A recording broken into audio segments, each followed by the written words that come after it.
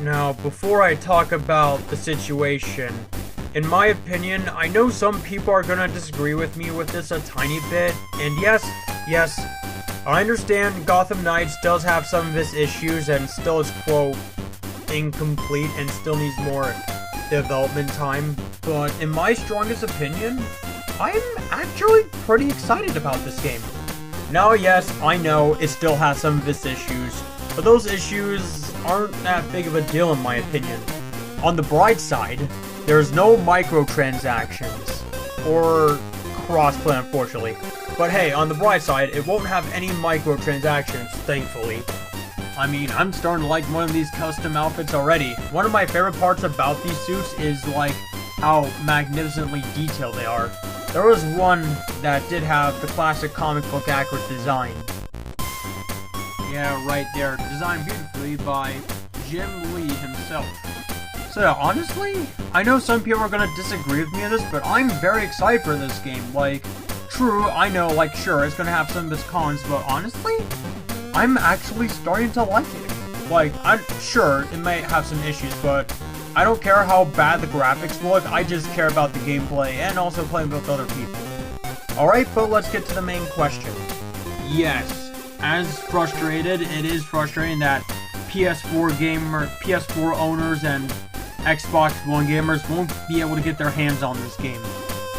And it's really frustrating too, like, not everyone can afford a next-gen console.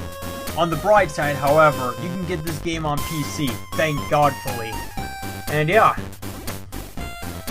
So yeah, I can easily get this game on my PC and easily play it. And yeah, honestly, I really love this game. Like, I'm very excited for this game. Along with Suicide Squad, don't worry, I'm also excited for that game as well. Like, in my opinion, I'm giving Gotham Knights a slightly better chance than Marvel's Avengers. Excuse me, God, but yeah. So I'll give Gotham Knights a chance. Other than that, on to the next question.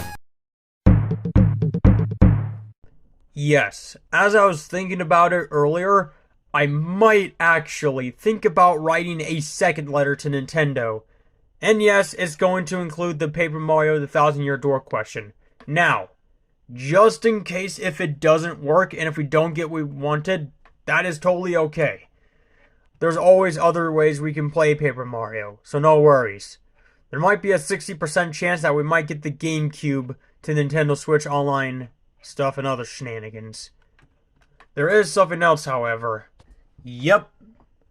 Still, as people would say, a lot of people still hate PETA for what they did, along with its Nintendo violent games. Like, PETA made a bunch of violent Nintendo games. Like, some of these games could target children and play them online. So what I am gonna do, thankfully, I'm actually gonna write a letter to Nintendo about the situation. Tell them it could target children, and we want Nintendo to take this game down, or tell them to shut it down. And actually, PETA does actually hate Nintendo, so I think this might possibly work, but it could be a risk as well. So for this part, I might need some support help.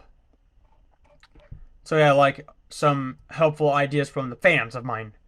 Because trust me, I would love to write a letter to Nintendo about the whole PETA situation. Tell them to take these games down once and for all. Because it could affect younger audiences and children that see this for the first time. But thankfully, not everyone knows PETA, thankfully. However, when I do write a letter to Nintendo, usually it's not that easy. It requires a lot of thinking, a lot of, like, getting words right, ideas. Respect is a privilege, and yeah. But don't worry, I will tell Nintendo about the Thousand Year Door Remaster hashtag. So don't worry. Sorry, confirmed, I am going to write a letter to Nintendo about it. Other than that, hope you guys liked this video, subscribe for more, and hopefully we could reach 3K subs at the end of this year, and I'll see you guys in the next video, so peace out.